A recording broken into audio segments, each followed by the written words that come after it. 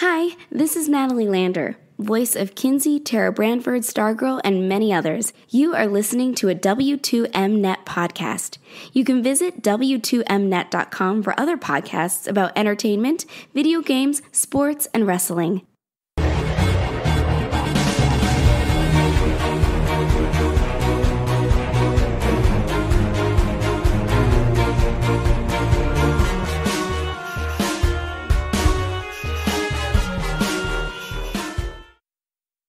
You are listening to Video Games to the Max. Alright, hello and welcome to Video Games to the Max episode 284. And I am your host, Sean Garmer, and here with me as always, Mr. Marc Morrison. Howdy. And well, there's been a lot happening since the last time we did the show. Sorry, I had like 2 weeks off. I had like a bunch of stuff happening and just, the first week I just kind of needed a little break, and the second week was not intended, but really we may just be doing this on Fridays now because I have the soccer podcast and that's on Tuesdays, and doing two shows back to back is difficult. To basically you don't get a break from one of the other shows, so probably easier just to do this on, because either way we're still doing it at the same time because Monday's the same thing. I still work pretty late, but either way, glad to be back here talking about them video games. And well, Mark, anything been happening with you? No, been playing some games. That's about it. Well, you said you went to in this time frame you went to a store. No, I went to an arcade. Arcade, that's right. Yeah, and it's funny because I went there before, like 6 months ago, and the one game is this the one where you played the Theater Rhythm? Okay, yes, the arcade game. Yeah, that's the one game I really wanted to play again, and it was sold up. It was already gone. Did they explain why? It was somebody bought it? Yeah. Like it's like an arcade, but they also like sell machines and stuff like that, or trade them. So, well, if I was that person, I had the cash, I'd buy it too, because you're not going to find that in a lot of places. Yeah, and it's pretty import friendly, or there's not like a ton of Japanese. So, yeah, compared to some games, it's pretty decent. Yeah, I wanted to go there for that game, and I was like, of course. Yeah, when you want to play it after you enjoyed it the first time. Yeah. Not there now. The two things I played there, I played the new Mandalorian pinball machine. It was okay. It's like other Stern crap that I'm not a huge fan of. But the one game that I wanted to talk about for a second was something called Sailor Zombie. Sailor Zombie, what is that about?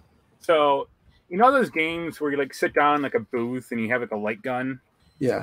There's like a Luigi's Mansion one, and like Halo Fire Team, and like those types of stuff. Mm-hmm. So this was one of those, except it was on the side of it was like just Japanese women or like Japanese girls, and I played it, and it's an AKB-48 light gun game.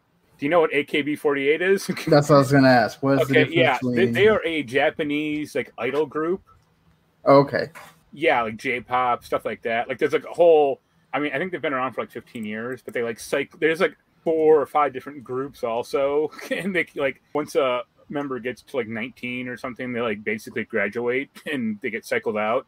They're like a huge group in Japan. They're like one of the biggest groups ever. So this game is basically, you pick a girl, and then the entire game is like she and the rest of the group are like zombified, and you have a gun that like turns people back into regular people. So like you shoot her, and then she's like with you, and you're trying to like rescue the other members of the group, as well as like just rescue people in general. Like when you have to keep shooting them over and over, and they eventually become like a regular person.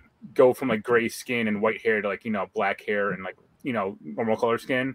I couldn't figure out what the story was because that all is in Japanese, like voice and like the script. And there are also werewolves running around. Or there's like 2 different boss fights, one with one werewolf and one with like another, or 2 of them. And you beat the 2 werewolves, and the game kind of ends.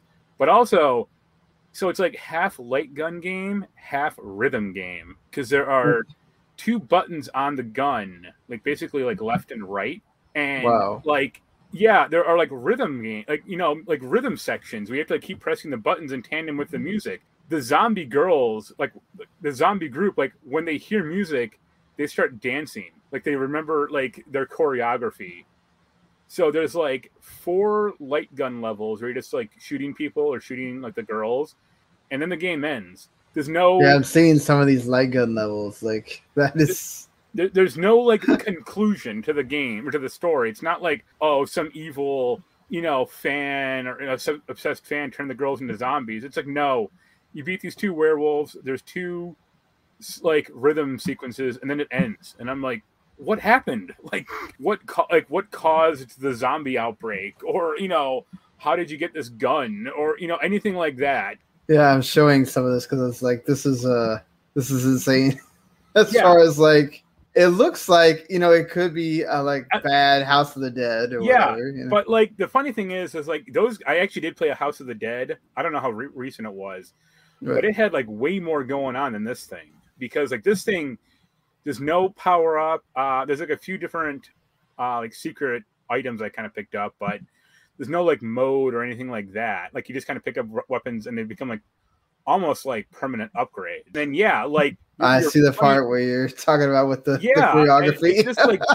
It's just like bonkers. You're like, what the fuck is going on with this thing? And then it's like, we just had to add 2 gameplay elements to this here. And it's like it's not terrible. Like I actually didn't mind it because hell, I'd have to pay for it. So I don't like these types of games because they are like even more than like most arcade games. They are like designed for you to like just keep plugging money in, incredibly cheap.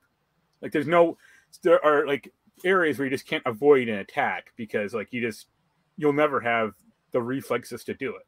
So, but yeah, I played it. I mean, if I had to put money into it, I probably would have put like $10 into it because I kept dying over and over. But it's like, well, I have infinite money in this thing, so who cares? And it also had some pretty good like fan effects and like rumble seating. So yeah, that helped. Oh, fair enough then. And then. Yeah, I played some other games there, but like that was like the notable one. I'm like, this is like that was one of their newer ones, and I'm like, hey, this isn't that new. This is like at least 8 or 9 years old. And then B, like this is weird. Like, I can't imagine this is going to be a big mover for you guys. Like, it's the weird game that you can use to do what you're doing right now. Talk about it on something. Yeah. And that's probably the last time you'll hear about it. Well, yeah, until I go back there and I pick a different girl. Like, and then like you play. It's funny because you also play like this, like a Japanese guy. You never see your face, which I thought was hilarious. And then you basically get total like teased at the end. Like the girl's like leaning in to kiss you. You're kind of like leaning into her, and then she like laughs and like pushes you away. And I'm just thinking, like, you're the one who solved this zombie outbreak. Like, you can't get a kiss. Like, come on. Yeah. So yeah, that was my big arcade experience. I beat East 9 and I beat the Forgotten City, and I'm trying to trying to go back to Resident Evil 8. Well, how are you? Feel any different on East 9 now that you've beat it? Or? No, I actually did like it. It was good. See? Yeah.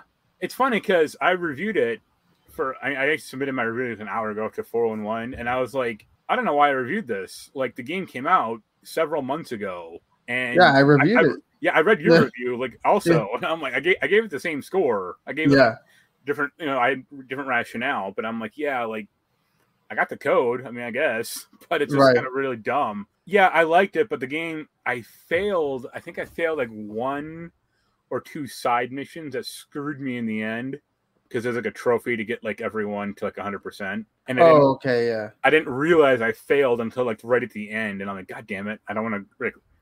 I can't go back to a save. So I mean, I found the game. I don't know about you. I found the game like shockingly easy. Yeah, it never gets hard.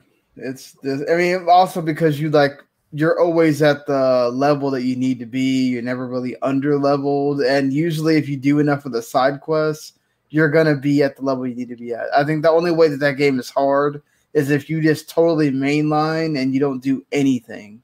Yeah. So like, I think I died twice on like the tower defense thing initially. Yeah. Just because I never upgraded the towers until like that moment. And then I did, and then it was a cakewalk again. And then there was one of those things where I did die pretty hard because like I was 45, and it's like, oh, the boss in this thing is 85. And it was all those like crystals, so it's like, oh, I can't face the boss. I Googled how to like beat this thing. And because everyone was like, oh, I'm level 41, I hit this boss, and it like destroyed me. And it was basically like, oh, don't fight the boss. Is it the one where you're in the Colosseum? No, because this was like a monster. This was like one of the like to unlock the next city or next part of the area things. Yeah. And so I was like, oh, don't even face the boss. Just destroy the crystals. Oh, and no, it's like, you're okay. probably in the one I'm thinking of. Okay, maybe. There's one where you just cannot kill the boss. Yeah, that's probably it. Yeah, like they're inside. It's when you get to like the Raging Bull where you're in the. Yeah, I think it was that one then. Yeah, the arena thing, and that's the one that I lost. Oh yeah, I died like 10 times because I could not. I would always miss 1 or 2 crystals because they make you go in the air and they make you go across. I'm like, what the fuck? Like, the nice thing is you do have that like X-ray vision, and that does help quite a bit. Yeah. So yeah, I died on that one, and then I Googled it, and they're like, "Don't even try, just get the crystals." And that was the one where I was like, "Yeah, I'm just gonna get these crystals because that boss is like ridiculous." And then there was one pretty late stage boss, like right almost near the end, where I was like 75, and this boss was like 95, and it wasn't like hard, like it wasn't like attacking me that much, but like it just took forever to like whittle it down, and I'm like, man. This is going on like 15 minutes. Is it in the last area or like one of them? And it's like, it's not like hard, but it's just like, this is going on. And then like the last boss was like a cakewalk. Yep. I was like, okay, well, this is one of those where the ones leading up to it are worse than the one at the end. Yeah. So. I mean, I did actually start a new game plus. I got to like this 3rd chapter. I mean, if you really like mainline that game, then like if you skip everything, it goes by real quick. Mm-hmm. Yeah, I'm gonna try to play it again at least once. I want to get that one trophy. I mean, that game's pretty able to get a good platinum in. Yeah. The last one is Forgotten City. Now that you beat it. Yeah, there's 4 endings. 2 of them are really bad because like they're extremely minor, different. Like they don't branch off or anything. It's just like one event is like slightly different. But it was good. I think it has too many technical issues for because I saw a lot of reviews that gave like a 9 out of 10. And my score is like 8 out of 10. I'm just like, this game is like a hair too janky for me to recommend it that way. Why do you say like too janky? Like there is a great tower or a great temple in the game that you have to like go through you get 7 steps into it and it loads like the next area. But it's like a 5 or 6 second load. And like if you go out of the temple, it like loads up the previous area. And it happens like all the time. And it's like there's like some invisible boundary here is doing this, and it should have been handled differently. Or something's weird here because it reminded me of Skyrim, and it makes sense because it's it's an old Skyrim mod, but it's built using Unreal Engine. And it still feels like an old Skyrim mod though, and it's like that, and you can just tell they're not quite familiar with like the game engine that they're using, and like they're just familiar with this is how Skyrim did it, so we're just gonna do it that way. Like if you tell a character to do something or they run off, you can't interact with them until they finish their activity. Yeah. And it's the same thing with Skyrim. Like let's say like Fallout 3 or something. Like if you said, the super mutants attacking the front door, a character would run off and basically become like busy until they finished. And it's like this. I mean, even back then it seemed weird. Like it seems especially janky now. But story's good. It's very sci-fi oriented, kind of. Oh, that's right up your alley there. I won't spoil it, but because that's kind of the meat of the game. But yeah, I liked it. I would say I would look more forward to their next game because hopefully it's not kind of quite as messed up. Yeah. Like, it's funny because like they have all this stuff like, you can examine, the ink pot, or, you can examine what's in this person's chest. And it's like, none of this matters in the game. It's all like just weird Skyrim holdover shit that somewhat mattered in that game, but it doesn't in this one. And the combat is awful. But that isn't really the main No, but thing of that game, right? So if you want to get through certain sequences, it is, or, like the main game, it kind of is. Like there's at least 2 different like combat sequences, like one in this like big house, and then one underground, and you have like a bow that can turn people into like golden statues, but not at once, or not unless you get a headshot, and then it takes 2 arrows, and it's like, man, drawing back this bow sucks, and the aiming's not good, and yeesh. Like you're saying, I mean, it's not the main part, but it can probably stick with you. It's like, oh, it's one of these sections. I really don't want to do this. It's like, it's a main part because, like, yeah, if you want to get like the hint, like the true ending, quote unquote, then you have to do that stuff. So yeah.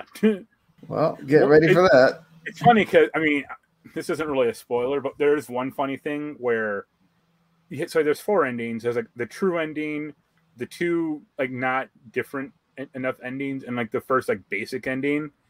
And the first basic ending is just like create a time paradox, and it's like, okay, how do I do that? I just thought for a second, how do you do that? And there's one character that's like, oh, I'm the person that resets the timeline every time something goes bad. And it's like, okay, so I pulled out my bow and arrow and shot him, and then yeah, I got the first bad ending. And it was like, oh, you created a time paradox, and the world is now screwed up forever. I was like, cool. You have messed up the time loop. Yeah. Go do it again. Pretty much, yeah. And the last thing, and we both played it, was that Back for Blood beta. I don't know about you. I played it with Jens and then 2 other randoms. It kind of sucked because the 2 randoms dropped out, and they were replaced by bots, and the bots were awful. Yeah, that's something that I played with Keith and the group, and we had all 4 people. Yeah, it's a lot more fun when you have 4 people that know what they're doing. Everybody knows what they're doing. You know who's doing what to grab. Like, hey, here's a med pack. Everybody use it once or whatever. The gunplay's actually, it feels good.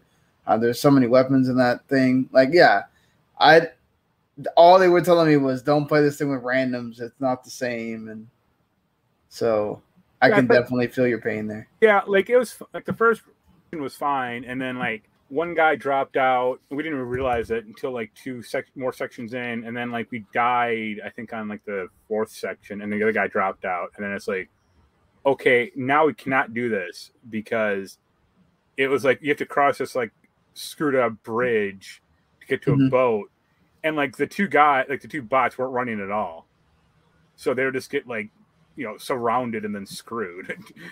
Yeah, we died at the last. Whatever the last one is, we died there, and it was like, and we had already gone through the 3 continues or whatever, so it's like, well, that's it. We didn't even get that far. Like, we just basically stopped on the 4th one because it was like a little late at night, and then I was like, yeah, if we can't get any other people in here, like, forget it.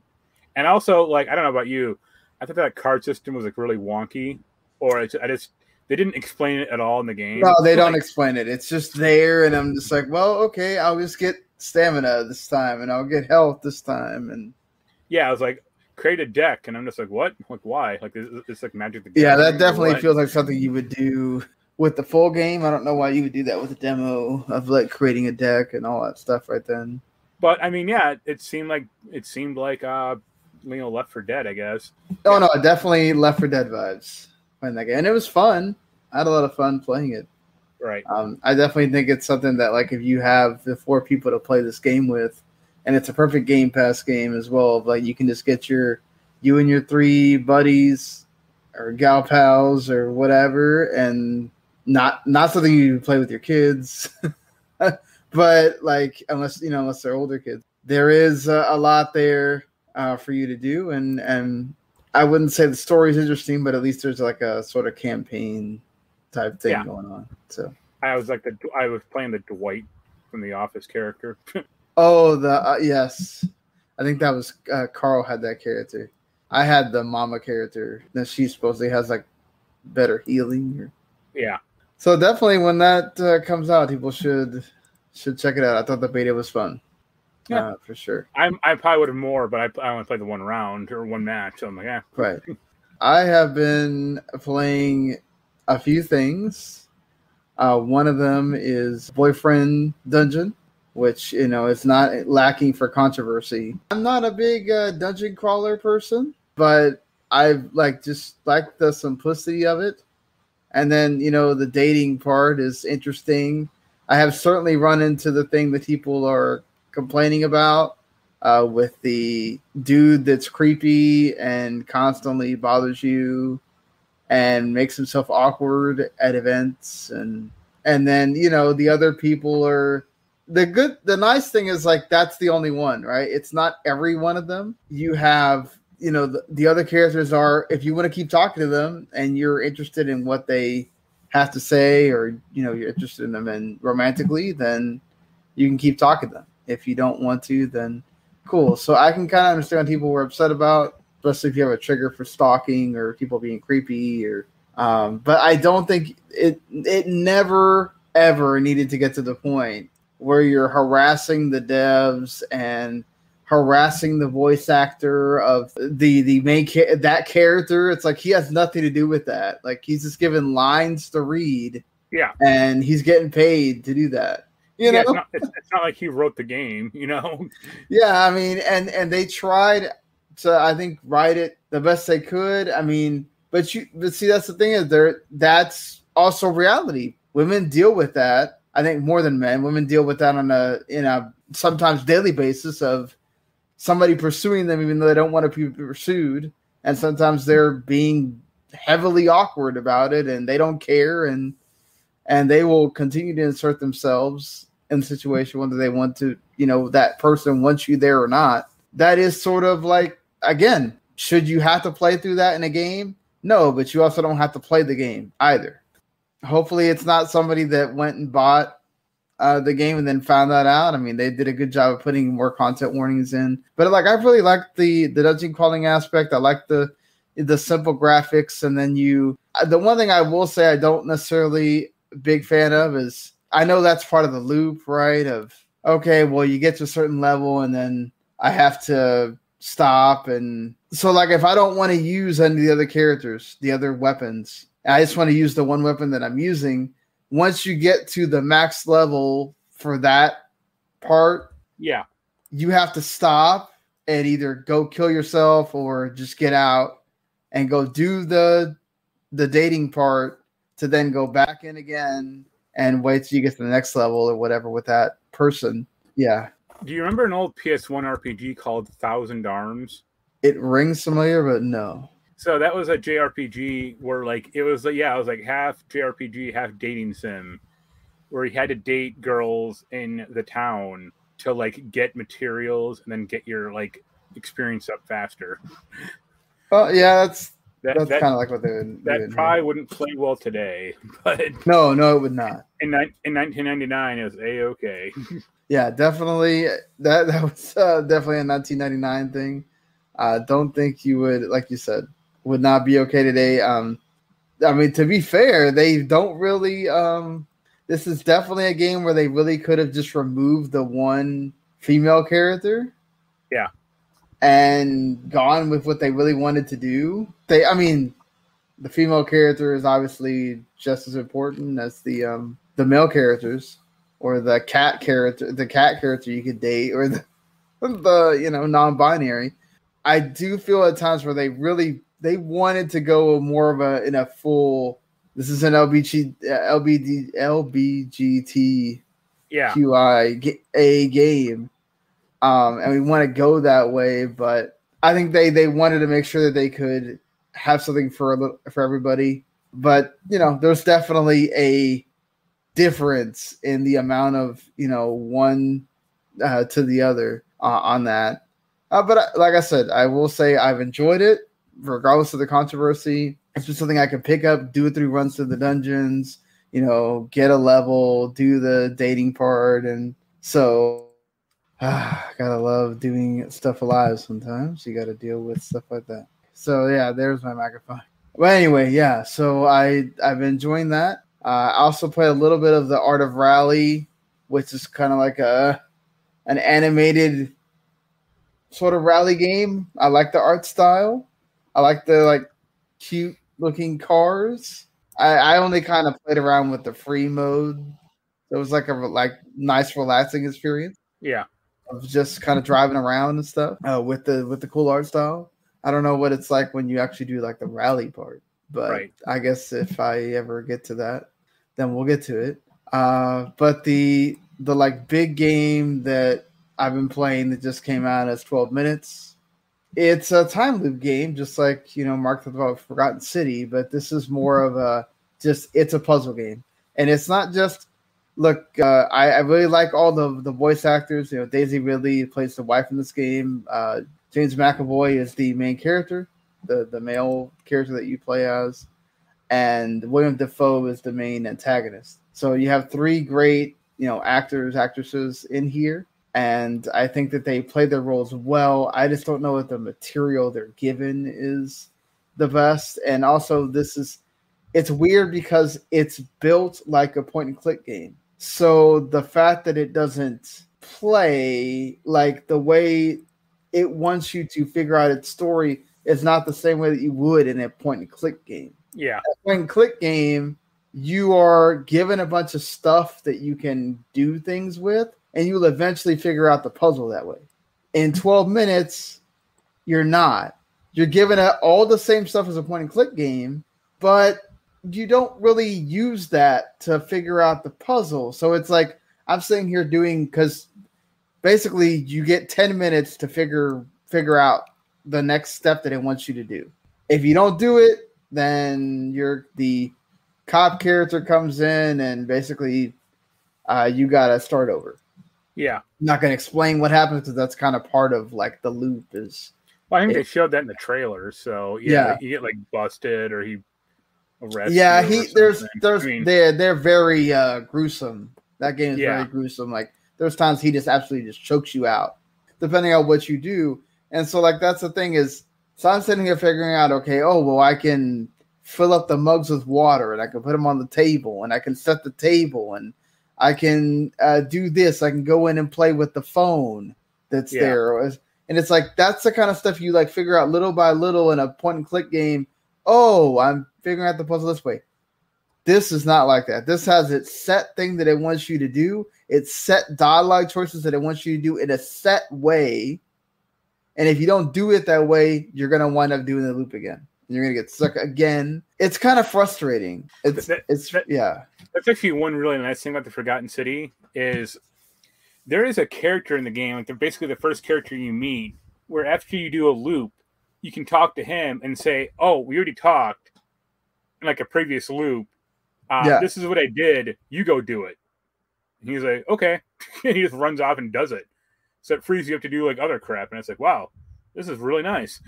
That's the thing is like 12 minutes doesn't want to do that. Like it doesn't want to hold your hand at all. It doesn't want to tell you what you're supposed to do. It wants you to figure it out, which is fine.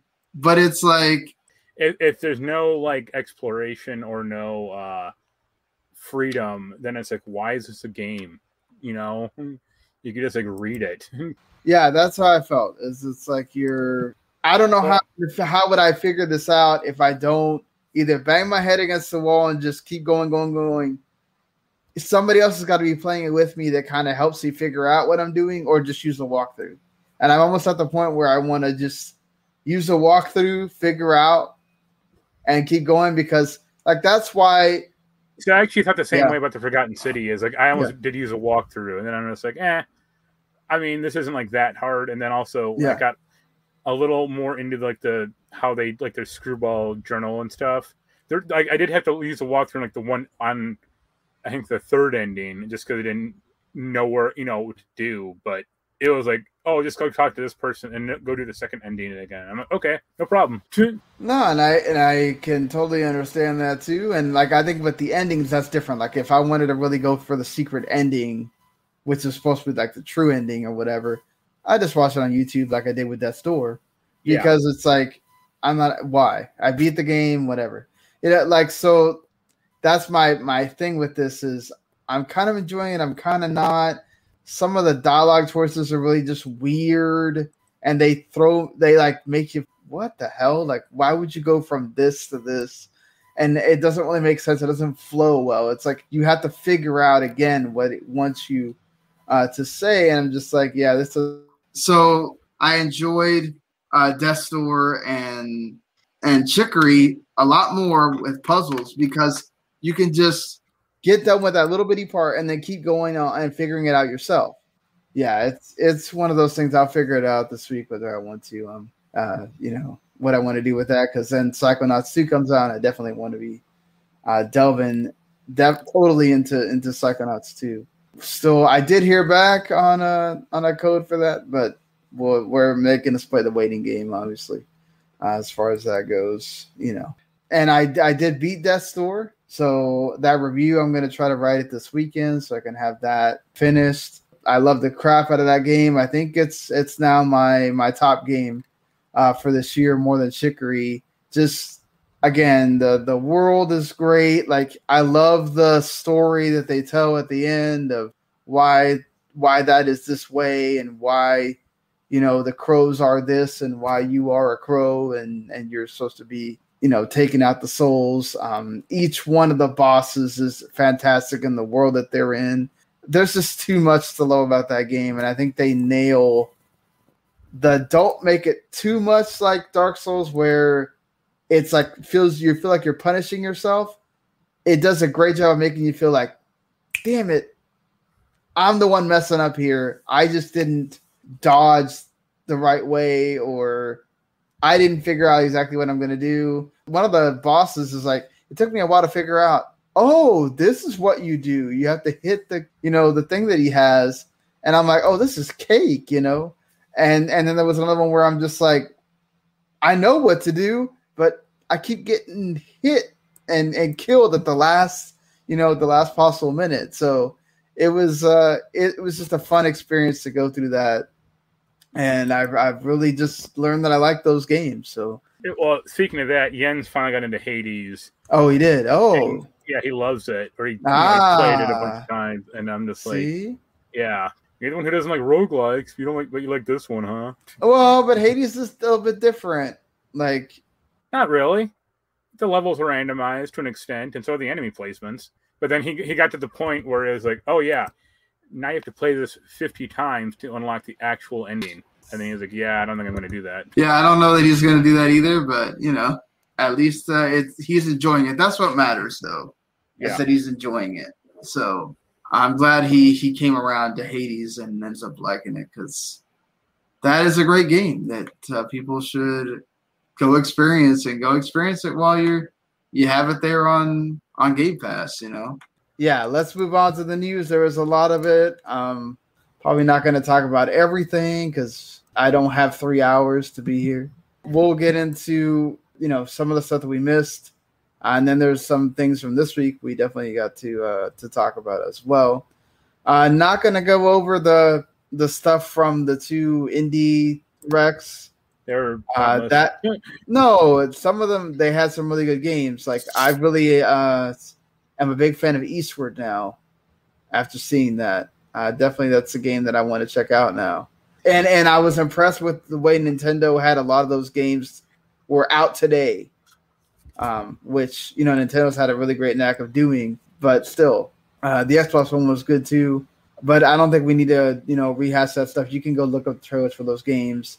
I know Mark really wants Axiom Verge 2. Yep.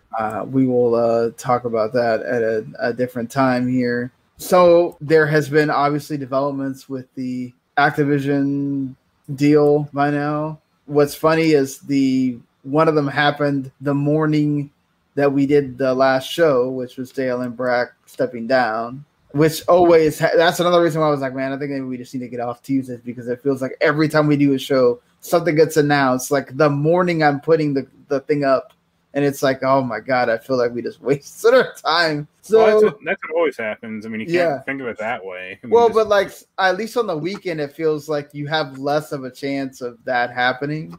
The main point of this is there's been quite a lot of things that happen. You've had a shareholder group that went after the entire response and also basically criticizing Bobby Kotick for his response, or lack of response, really.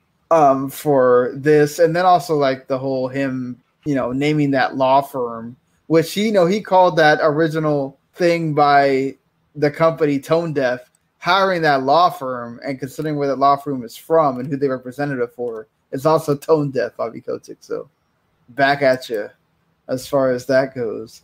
He's trying to, he doesn't want the people to unionize, so of course he's going to hire. Well, yeah, of course, the most ruthless law firm he can find. Yeah, look what's happened to Amazon. Every time they think that they have somebody, they have these people that are going to go unionize. It doesn't wind up happening. So I don't know. I don't think this is going to be the thing that's going to make people unionize. People say this a lot, and then they wind up not doing it. So we'll see how that winds up going. I think for me, the important part is like who they hired in the place of J. Allen Brack, which Mike Ibarra coming over from Xbox in the days, which he was more around during the Xbox One days when they had the TV, and of course Jen O'Neill, who's there from Vicarious Visions. So, and then Jen O'Neill did actually speak at the investor call, but she didn't really say anything about this whole ordeal, which I guess you wouldn't expect them to really say much when they're in a lawsuit. But I mean, what do you think about all this stuff that is happening? The one thing we can talk about, I guess I should say later on, is other people also left Blizzard. Yeah, the Diablo 4 director. Under a cloud. Yeah, the Diablo 4 director, and then Jesse McCree and some other dude. Yeah, which he has one of the characters from Overwatch named after him, so that's... Now people want that changed. Some streamers are calling him like Cowboy Guy or Cowboy, and it's like, no, that's terrible. Just hire another guy with the last name of McCree and make sure he's not a sex pest and go on. Yep. But yeah, it's probably a good sign for Blizzard. I mean, they could use it. Like, they are in shambles right now. Holy hell! Like I've been watching some news about like Bellular and like Asmongold, and they're like, holy Christ. Like, yeah, a lot of streamers are just leaving WoW now, so that's causing a downturn. Of course, it doesn't help at all that Final Fantasy 14 is just whooping their butt. Yeah, that's what Asmongold, that's what he's playing. I mean, and then like I think Bellular was saying like WoW is at its lowest point since 2016. Yeah. So it's like, yeesh. Like that ain't good. Like, yeah, I mean, but how can you blame him? I mean, and like this, well, his data was all before what broke, sexual allegations and stuff like that. So it's like, wow, if that was before that, how much lower is it now? Yeah, exactly. Like a lot of people that don't want to do anything, and you can't blame them for everything that's happening. I mean, it's weird because we're not going to talk about it due to the thing that I talked about before. We're not going to glorify their games when this stuff is going on. It's weird to see so many of the big sites sitting here talking about the Call of Duty announcement and all that. And I mean, like, I get it. There are some really great people that are working on that game. See, I guess my two thoughts were on that were, one, like I said before, most of this stuff isn't Activision, per se. It's Blizzard. Right. And then two, I think I saw the post. I think Kotaku put it up. Like that's all Activision's working on. Like the new Call of Duty game. Like they have all of their studios working on it. Yeah, because they don't have anything else. Yeah, it's like, holy hell! Did you never heard of the expression like putting all your eggs in one basket? Like you have to diversify. You have to have like at least some type of backup plan. Because like, what if the game hits and it's terrible? Or, it just doesn't catch on. Well, so far, I mean, they don't really have any other thing that they don't have to worry about anything because everything Call of Duty sells. I mean, if you want to go look at the July MPD, Call of Duty is number 2 behind the Skyward Sword HD. So, but like, eventually it will fall. Or I mean, it's not going to be like, oh, Vanguard is going to be like the game that does it in, but it just means like within 20 years. Probably Call of Duty isn't going to be like the same franchise it was, even within maybe 5 years. I mean, who knows? Oh, probably not. But that's on them to innovate, right? They have to change what Call of Duty is, and that's the point. Is like if all they have is like the one game or one franchise, and it's like, why even call yourself Activision? Just call yourself Call of Duty. Well, maybe that's what they have to do, though. Like maybe they have to fall in order to be able to figure out, oh, we need to do more. That would be like EA saying, well, we know that Ultimate Team and all that sells, so we're just going to tie our boat to Madden and FIFA, and that's it. We're not going to make anything else. Right. And, considering Madden, but it doesn't matter. Madden can have terrible reviews. People still buy it every year. Well, at least like EA, I mean, yes, they have like Madden and FIFA, but they also have like Star Wars. They also have like Dead Space. They also have all the racing crap now. Mm-hmm. They have other alternatives. They have their indie games. If suddenly there's no FIFA or Madden, yes, it would be a very big hit against them, but they wouldn't crumble into dust. Like, let's say everyone turned on Call of Duty tomorrow, Activision would be done. Blizzard might prop them up a little, but not anymore. No, they wouldn't. No, not really. I don't think so. I mean, not with mobile, WoW going down and their mobile stuff might do it a little, but like it's not. Look at the. How much money Call of Duty makes compared to like, Candy Crush or whatever that crap. That's the difference. Is like, okay, with Call of Duty and the Candy Crush and I guess Hearthstone or whatever, like they could survive if WoW has to eventually just go down. Whereas if Call of Duty went down, that could be the end of everything. That is like their heart, or like their spine. Like, that goes, they're done. Yeah, like they have other things in place to where WoW could finally just bite the dust, whether it's because of this and so many people just quit playing that, or Final Fantasy 14 just finally eats its lunch. Both combined, whatever.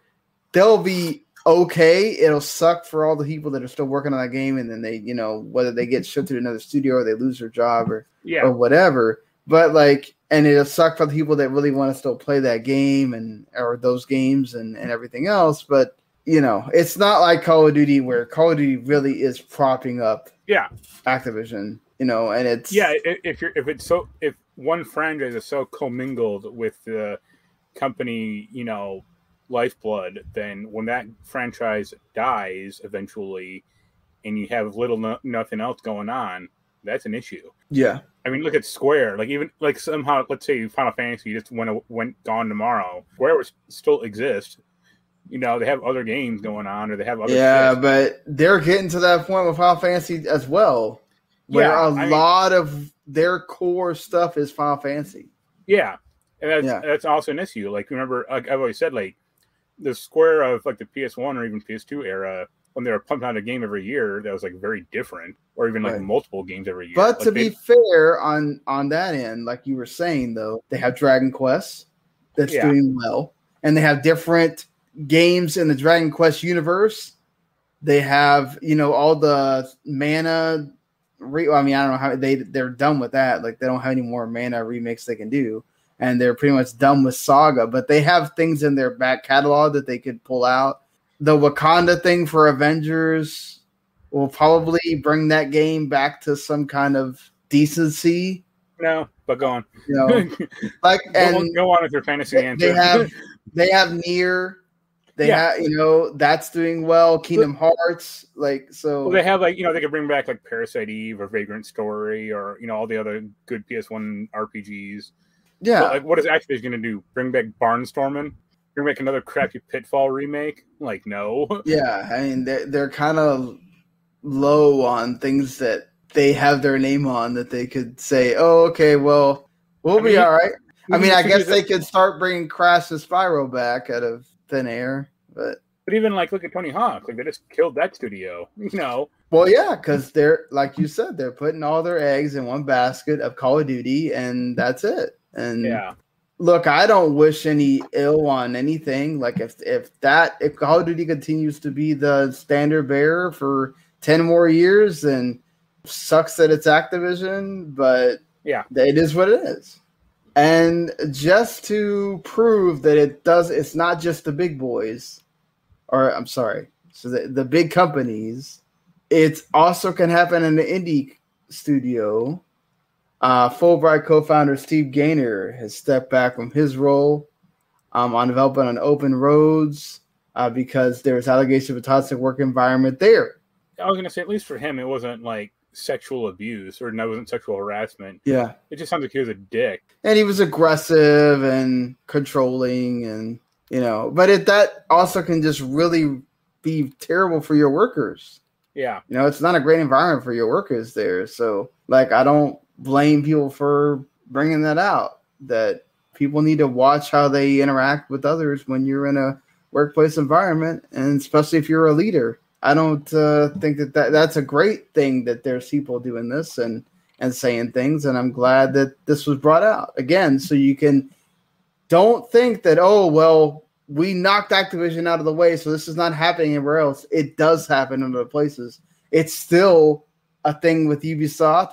We saw more people try to get together to have that letter going against what that there's people still involved in Ubisoft that were involved in their workplace problems. So it's good that all this stuff is coming up and coming out now, and we're seeing all kinds of studios being involved in this, and hopefully we can learn to eradicate this going forward, hopefully, with more of the stuff coming out. There's one group that they can't stop acquiring things. So Embracer Group, which I think they just announced like that they had acquired like 3 more or whatever in a couple of days ago, in the same way of just through acquiring somebody else that they already had. Yeah, they get 3D Realms because they already had Saber Interactive. Yeah, they acquired like 8 studios a few weeks ago, but the 3D Realms one was the funniest one because I was just like, they're still around? Like, yeah, they're still around, I guess. I actually thought they were defunct after that Duke Nukem fiasco, or Forever fiasco, years ago. I was like, what? Like, okay. Yeah, I mean, as far as outside of 3D Realms, studios that did something worth noting, I think Ghost Ship Games is probably the biggest one. They released the Deep Rock Galactic on Steam last year, and they have a few other games on their repertoire. Like, the other ones are kind of, yeah. You mean to tell me Grimfrost, that people can make Viking merchandise, aren't important? I'm not saying they're not important. It's just, they're small. I mean, and obviously Crazy Labs making Super Stylus, which I'm sure is huge with the mobile gaming. 4.5 billion downloads. That's something to sniff at either. I'm just... I'd actually say of these 3, I'd probably say Digiac Art, because they just put out that Road 96 game. Yeah, true. And they did have the 1111 Memories Retold, which I like. Yeah. I was lesser unknown game, but I like. I don't know what they're going to do with all these games and everything, but hey. Just keep buying studios and not ruining them like EA thinks they aren't doing. Well... EA is doing fine with some of these studios. So, at least for the Codemasters one, right now they're in love. It's new. This is the honeymoon period is on. See, the F1 game is like, oh, we're happy with how well F1 did. It's like, yeah, because the game was already made. It's not like you get your mitts on it. Right. I'd be more worried about next year's game when they introduce F1 fantasy draft or team, or like, oh, we have card packs. You can get all these different racers, as part of your crew. No, you're right about that. One of those where it's like, I wonder what EA-ism they're going to add to this. But I don't know. Maybe they have learned from their time of what happened with Dead Space and how they've ruined that franchise by putting in EA stuff into that game. Maybe this means that, now that they're making that remake and everything coming out next year, they maybe have turned the corner a little bit on how you handle studios. I mean, yes, they had to be kind of poked and prodded into that with BioWare, right? Where Dragon Age is not going to have multiplayer. Okay, we're going to understand that. Cool. But at least this kind of seems little by little they're kind of learning things. Right. At least they have a better work culture than that. What is it? They didn't approve Andrew Wilson getting a whole bunch of money like Bobby Kotick. So, I mean, he still gets a nice chunk of change. Would love to be what Andrew Wilson's making. But I'm just saying he didn't get this like big approval of money like Kotick. So it's like, it feels like EA is in better hands now than they used to be in years past, at least. Remember that EA spouse thing from like 15 years ago? No, I don't. What is it? It was a woman. It was like on like LiveJournal. She was complaining that like her husband who worked at EA was like working like ungodly hours. Oh, and like 80-hour weeks or something like that. And then a bunch of news sites picked up on it, and then EA had to like change their work policy or their how many hours they could work overtime. Yeah, this was 2004. Yeah. Yeah, I read in that press reset book. I can't remember his name now, but he worked with EA as a tester, and then like grew into being a producer and everything. And he would work ridiculous hours as well, to the point where eventually it like drove him out. And the only way he got back in was with an indie studio like years and years later. Right. So, that stuff does take its toll on you for sure. Speaking of taking a toll, the Evil Dead game will continue to be the running theme for 2021. Games delayed until next year. Well, at least for Evil Dead, it's a good reason. I'm not kidding. Like, if it's actually a good game, I'll buy it. Because they're delaying it because they're adding in a single player mode. Yeah, thank God. Yes, I don't want that 4v. This is the 4v1 Dead by game, Daylight, right? and all that other crap. Yeah. Like, forget that. No, I don't need that. And they already have Ash in Dead by Daylight, so it's like, what's the point of having that? If I wanted to play Evil Dead, it'd be for that. I want a single player experience. Right. It's not like Back 4 Blood where this is the game you're getting, and at least they're not making any bones about we're trying to ape Left 4 Dead. It's made by a lot of the same people that did that. Evil Dead, bring us something different. Don't bring us a genre that died. And Dead by Daylight's just been really well made and well done enough to keep it alive. Like, there's so many more of those games that are not even talked about today. They're just dead. Yeah, they're just, they're a footnote in time. So you don't want to become a footnote in time because that's the only mode that you have. Just not, I don't think it would work that way. Now, hopefully that single player doesn't feel like a tacked on thing that they added like 2 hours of gameplay and that's it. I don't want you to just be like, you're doing this map. Here are 3 of your bots. Survive for 5 or 10 minutes. Yeah. Please don't do that. Like have it be an actual campaign. Mm-hmm. Yeah, have it be an actual story mode. Please. Again, take your time, do what you got to do, and make that right. The Amico was also delayed again. Is this thing ever going to come out? Like, no. It's just a hilarious footnote at this point. Like, it's always funny to hear the CU podcast like rip on it. That's what I enjoy the most. Yeah, like I just don't understand why he still feels the need to like have this come out. I guess no one's asking for it except for 10 people. And at least the play date feels like it has more of a point than this thing. Well, the Playdate is hitting a very specific niche that people want. Like, they want like a simple, relatively simple handheld. And it's like, okay, that's you can play some quirky, like unique games on it. But to have some basically old ass Android phone in a box with shitty controllers and games that no one cares about, it's like, no, I'm good. Yeah, exactly. It's like, what are we doing here? So the Miko getting delayed is not really the worst thing out there possible, honestly. Let's go ahead and group all these together here in the surprise me, because some of these I didn't think they would be making another one, and some of these is like, well, duh, they had to be doing this. So South Park is getting a new game being worked on in the internal studio by... That sounds bad, but yeah. Yeah, I don't know if they're going to... it's one thing to work with Obsidian. They're doing it internally, so they're doing it themselves, and it's like, yeah, but your output is not great. Like, you don't know how to make games, so it'll look nice probably because you're going to use all your art assets from the show, but right. What do you know about making a game? Are you going to try to ape the other 2 games and make this a third one and just not work with them? Like, I'm just thinking of that Scott Tenorman Must Die game they did, like that awful tower defense game, and that's like, please don't do that. Yeah, definitely. Let's hope not. At least.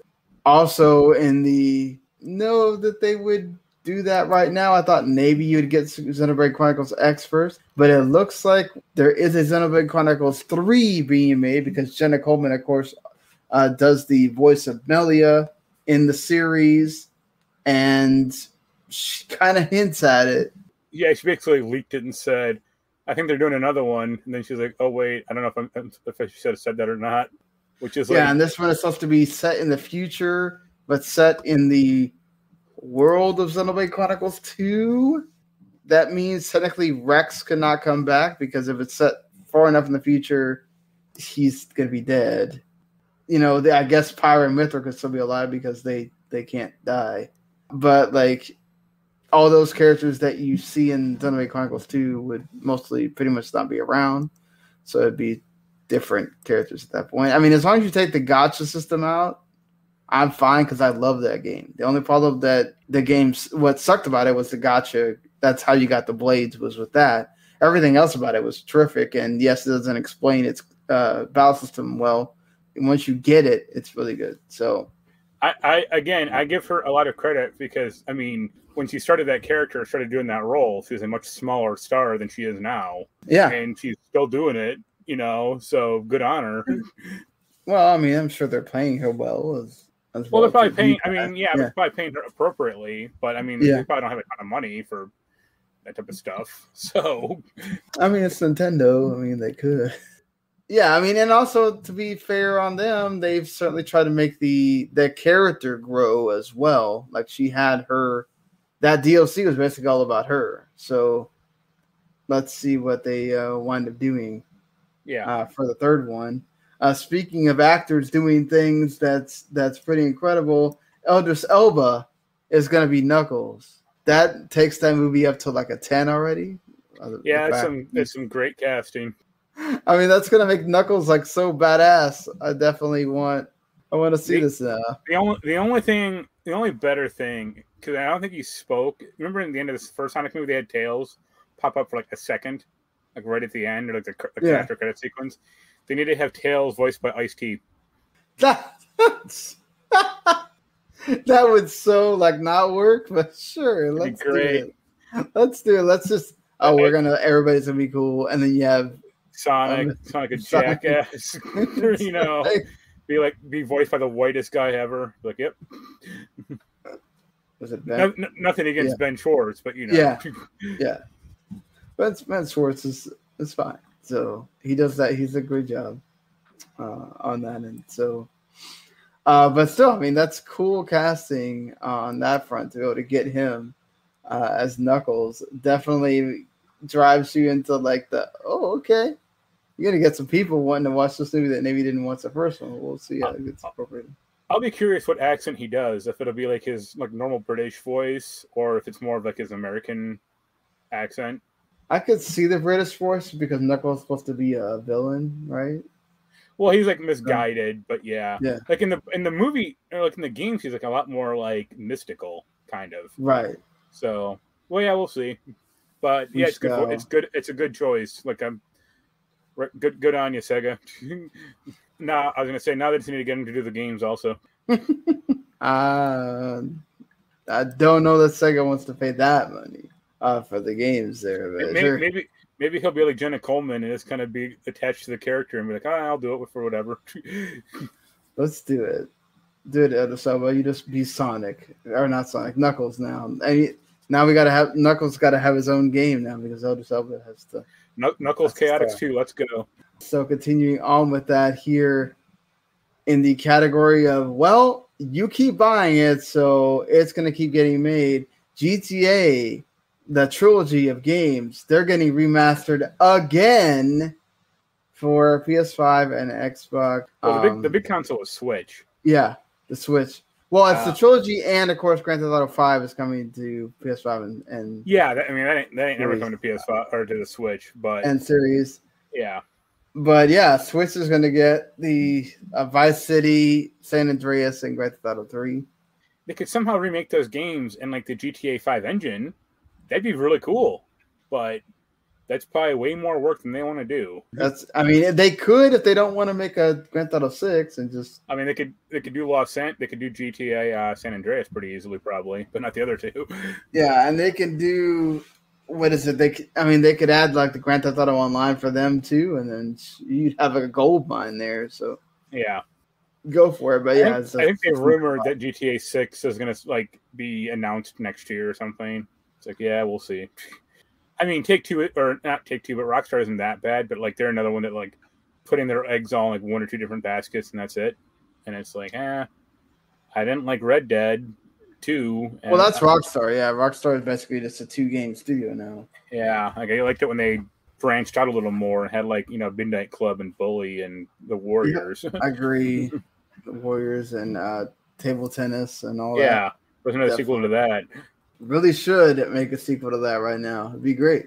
But of course, no, they won't do that. Skyrim, you keep buying it, so it's going to keep getting made. And now it's got an anniversary edition that's going to come to everything, basically, except Switch. Oh, no, well, it's already on the Switch, but I don't know that. Yeah, this won't get, like, the good version. So you're going to get, like, all 3 of the expansions, and you're going to get stuff that was made by the Creation Club. So, like, 500 pieces of content. And then if you have it, like, on Game Pass, or you have, I think, a backwards compatible version, or you have the special edition, you can upgrade to the anniversary edition for a certain price. So we'll see how much that's going to cost. Yeah, they haven't announced that. If they do, I hope it's like $10, you know, or if max 20. But if they go, oh, here's like the super special edition for 50, be like, no, thank you. Yeah. I don't know about you. I was kind of shocked it's coming to PS5. Why? Look who owns Bethesda. No, but they did say in that quote, he said anything legacy, we'll go and do something with that there, and that's definitely a legacy title. See, I'm sure the work was already like half done, or already done. So, why not make extra money? Because you know people are going to buy it. Yeah, that's why it's coming. But if it was like, oh, we didn't even start working the PS5 version until 3 months ago, it would have been like, nope, it ain't coming. Yeah. I mean that's good. Again, people keep buying this. So. I don't think I'll get it, but yeah, it's like, all right, sure, I guess. And of course, it's been kind of hinted at some here by it's Koch Media, right? Koch Media? Okay. Yeah, because we said it's not Koch. No. It's Koch Media, and it's not Koch either. So Koch Media is, of course, and Deep Silver are basically Jeff Keighley came out and sort of endorsed the rumors that there will be a reveal of a Saints Row reboot at the Gamescom opening night live, which I'm sure you and Jens are excited about.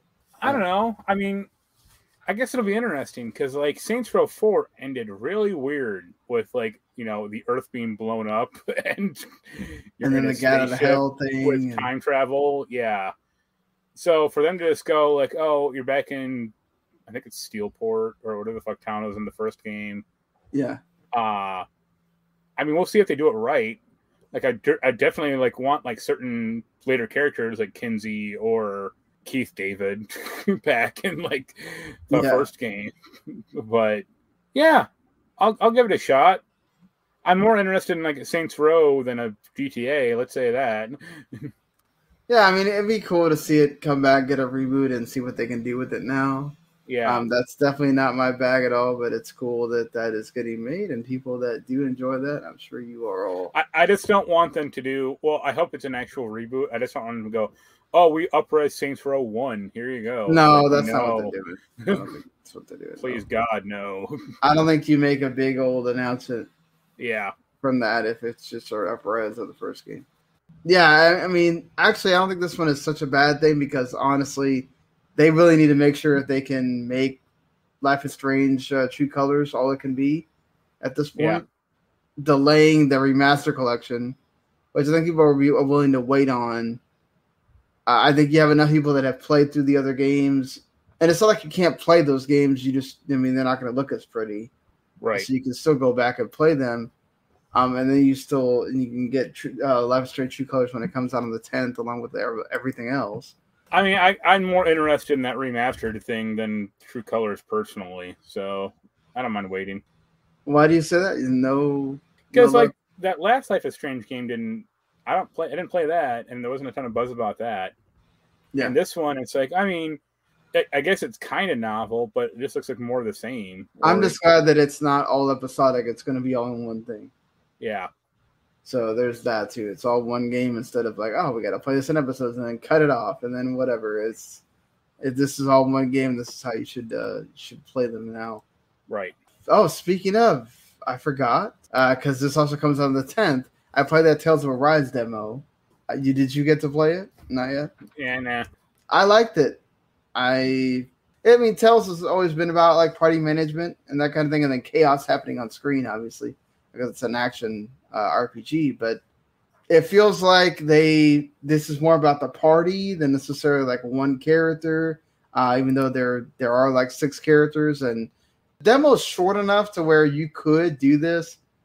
They have a special little story tidbit with each one of the characters. If you, depending on who you pick at the beginning, as to the little story thing tells you about at the end. But the cool thing that I liked is that you can switch between any of the characters you want during battle. All the characters have this like special moves that you can do at any point, and you just trigger them from, using the D-pad up, down, left, right at any moment to like get you a little bit of a, attack boost or just to get a hit on the enemy. And also that you can change your character that you play as in the overworld, and then that can be a totally different person than you do in battle as well. So the game doesn't look, that special as far as like, oh my God, these graphics are out of this world or whatever, but it looked really good. And it's still a PS4 game, isn't it? Yeah, it's still a PS4 plus one game. So, yep. But I like the world, I like the characters, and the enemies looked good. So I think my problem, at least with some of the Tales games, is they always have like a really funky battle system, where it's like, oh, you can attack, you can like customize your moves. So it's like, oh, if you press up B, it's different from like down B or left B, like that. And it's like, this doesn't feel right because you also have to move in a 3D plane. So this sucks, actually. Like, I think the last one, Berseria, did away with that a little. And so that one felt better, but it still always feels a little slightly wonky compared to like East 9, which I think that game actually controlled really well. Yeah, that's what I liked a lot about that game, is how and like the battle system to control. The battle system was like it was simple. I mean, you all had like attack and then special, holding on buttons for special attacks, but that's all you need, really, Yeah, exactly. I agree on that. I mean, there's still the whole like, well, you got to move the characters out of the way, much like an action RPG and everything. So, I play mostly as, but still, I really like. Let's see how the full game goes when that comes out pretty soon. It's just there's so much stuff coming in that like 2-week window there. That's how they do. Yeah, for sure. But going back to a couple of things here. Wild looked like it was it looks like it's going to be canceled. We pretty much talked about this when they didn't say anything about it at E3, and that Michelle Ansel's gone. No, it seems like the game I was waiting for years. Here's a good bet for you: which is going to be canceled next, Beyond Good and Evil 2 or Skull and Bones? Man, I'm going to get sad if Beyond Good and Evil 2 is canceled. I really want that game to happen, but it looks so unlikely now that it's not. Yeah, I mean, they showed less of that game than Wild. Yeah. I mean, that Wild was going to be Michelle Ansel's like next big, huge game. Yeah. So it is kind of unexpected. It's not unexpected that he got to show a lot more of that than Beyond Good and Evil 2. Well, yeah, but that's funny because when he left like 2 years ago or last year. Yeah. Like, oh, Wild and Beyond Good and Evil 2 are still going along. And I think even Wild, like, they were staffing up early in like February. So it's like, what? Okay, what happened? I mean, that game was like in development for like 7 years, I think. Yeah. So yeah, it's kind of like sad to see that happen, honestly. But it's not bad because like, yeah, how much money can you throw at a project that's not moving forward? I mean, hell, look at like I said, Skull and Bones. Well, same thing. Yeah, Skull and Bones. At some point, Ubisoft's going to have to figure out what they want to do with that. Yeah, I mean, I think they have to make an Ubisoft Shanghai game. So why not just go? Okay, you guys are going to port Assassin's Creed 4 to the Switch or something like that, and be like, okay, we fulfilled our contract. Now we're shutting down the studio. I mean, at least the team's going to try to stay on to work on other projects and stuff. But yeah, it doesn't surprise me really that Wild is kind of kaput, considering all the things that have been happening. sure there was some folks out there that were really anticipating that game, and me and the Giant Bomb guys, because their trailer response is still up and it's hilarious. But see, I meant to talk about this when we were talking about the Activision thing because it kind of goes along with that as far as like just weird workplace decisions when it comes to this is something that got a lot of play on social media when it was happening. Now, of course, there's other things going on. So honestly, this just doesn't make sense to me. Like, if you would have never shown this picture, nobody would have known about it, and you could have gone on with your happy lives. But it's like, you're dumb. You don't read the room. You don't see what's happening around you. Don't tell me you live in a bubble. The Journey to Sideways Planet developers, they reformed the studio, Typhoon Studios. They regained the IP, even though, well, you're the one that liked it, Jens didn't, right? Right. They made a new studio called Raccoon Logic, which, okay, cool name on that one. It's based in Montreal. And, of course, they were a studio that was bought by Google. Shunted by Google because, yes, Google doesn't exist anymore as a game company. Yeah, exactly. So, and now Tencent made a big investment into them. But it's just like this picture went around and people started talking shit because it's like, you're a dev studio. You're really going to only employ, we're not talking about a small outfit like us. We're not talking about a kind of decent sized outfit like the Outer Haven or whatever, which to be fair, at least still have, people of color and they have, women working there. And, I'm proud to write there as well. Like, how do you, in 2021, your entire picture is a bunch of white dudes, mostly older white dudes. Like, really? I mean, I don't know. I just, like, if you're going to do that, just don't show people a picture of it. I'm not excusing it at all, but it's just like there was a way where you could have saved yourself a lot of your BS. But you also need to like get with the times and like understand that you need to have different voices in the room. You need to have people that can think things about your game. They're going to be different because they come from a different background than you do. Like, it's just, this stuff bothers me now of like, you're paying people and, How many? Okay, I think they have like 21 people in the picture. Like, what do you want the ratio to be? That's not a ratio. It's about like, you really couldn't find any people of color, LGBTQIA folks that are also looking for these jobs in Canada. Even people that will move. I guess I took the picture as like they were like they existed as the studio before, and they reformed as this new studio. Like I didn't see any stuff where it's like, oh, we had to hire 7 new guys in this picture. No, I agree. I get what you're saying. Like, this is basically, okay, well, we all got to come together as the original studio. Like, I get that. I'm just saying, like, I mean, by your metric, like, you just want like the token minority or the token. No, I'm not saying a token minority. I'm saying like, or, you need to fill the room different voices. Like, whether it's, 1 or 2 on a team or, spread them out through the different teams or whatever. It's just, I don't know, man. Like, it's. I guess I just want to cap to the you need to have different voices mentality, or just that. I mean, I would say hire the best person for the job, but also. Right, but how do you know if that's the best person for the job? Because they work together already. It's not like, again, they didn't hire anyone new. No, I'm not. Okay, I'm not saying right now. I'm talking about originally. Like, if you're not going to hire anybody new, then that's your fault originally for not having that corrected. But I'm just saying, are they really the best person for the job? We don't know. But I don't know that the game industry necessarily doesn't always work that way. It's more of like, okay, who's somebody that you work with at another job and you brought them on. And with some people that are willing to move, it just seems weird that that's your. But again, this all gets solved by, if you read the room, you don't run into this problem. Don't post a picture like that, and you probably save yourself a bunch of backlash. But anyway, moving on from that to like the last couple of things that we're going to talk about. 2 big things here. Halo, and I talked about this being a possibility, and who knows if maybe this is going to come further down the line. we don't have campaign at all at launch. But right now, co-op campaign is not going to happen at launch for Halo Infinite. I feel like that's really what was going to happen here.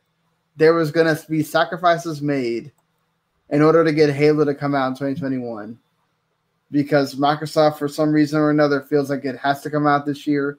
They can't delay it again. And I can kind of understand that because now look at all these games that are freaking coming out in 2022. Do you really want to be in that mix where you could come out in 2021 and be something that gets talked about in the holiday season? I don't know. What do you think? Do you think that they should have just delayed it all to have it all come out in one big package, or is this okay for you? I don't think they can delay it all. That's the issue. They need this thing to come out now, or as soon as they can. I never played Halo co-op, so I don't know. I don't it's really fun. Care. Yeah, I assume it is, but let me ask you: does it impact your desire to play it? Well, if I wanted to play with somebody, yeah. There's people that I would have wanted to play it with, but no, I would still play the campaign single player. Now, if the campaign doesn't come out at all, it will certainly damper my. If I had an Xbox, I wouldn't play it then personally. I would. I still love Halo multiplayer. It's one of the few multiplayers I do enjoy because of growing up with that. But I won't have the enthusiasm because the one thing that I absolutely love about Halo is the Halo campaigns, except for Halo 5. That's what I'm looking forward to the most. That's what I want to see. Did they get this right? And if they wind up just, Halo is only the multiplayer because it's free, and we wanted to give you something to by the end of the year, and then Halo single player and co-op campaign don't come out till 2022, I am going to be disappointed. I don't think you can call it the full game. If it's only co-op, and you delay the Forge as well, which is, that's a mode that I enjoy as well. It kind of sucks, but if you can still get the single player campaign out there, hopefully it's not rushed. Hopefully it's we're going to, make sure it gets in there, and you get the multiplayer out, which has looked great, then sure. Then I think you did the best job you can do at that point. Yeah.